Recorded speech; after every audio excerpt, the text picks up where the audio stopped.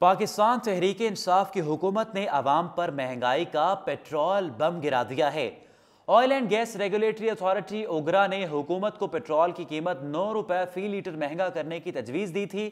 जिसके बाद सारिफीन की जानिब से सोशल मीडिया के जरिए इस बात का इजहार किया गया, बल्कि दरख्वास्त की गई कि तब्दीली का नारा लगाने वाली हुकूमत ने महंगाई की चक्की में पिस रही आवाम को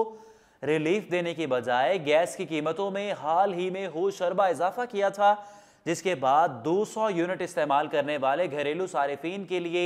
गैस 20% महंगी कर दी गई थी और 500 यूनिट इस्तेमाल करने वाले घरेलू सारिफीन के लिए गैस 143% महंगी हो गई थी। गैस महंगी करने के बाद अब हुकूमत पेट्रोलियम मसनूआत की कीमतों के दर पर आ गई है।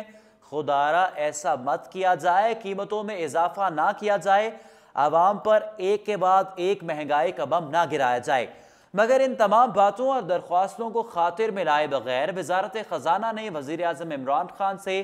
मुशावरत के बाद पेट्रोलियम मसनूआत की कीमतों में इजाफे की मंजूरी दे दी है। वफाकी हुकूमत ने पेट्रोल की कीमत में 5 और डीजल की कीमत में 6 रुपए 37 पैसे फी लीटर इजाफा कर दिया है। वजारत खजाना ने मिट्टी के तेल की कीमत में 3 और लाइट डीजल की कीमत में फी लीटर 6 रुपए 48 पैसे इजाफे की मंजूरी दे दी है, जबकि नई कीमतों का इतलाक आज रात 12 बजे से हो जाएगा।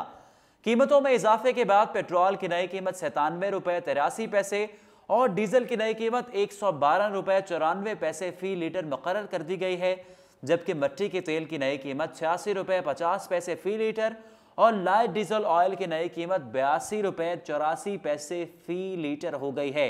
इस वक्त पाकिस्तान मुआशी बहरान से गुजर रहा है और पाकिस्तानियों को महंगाई का सामना भी करना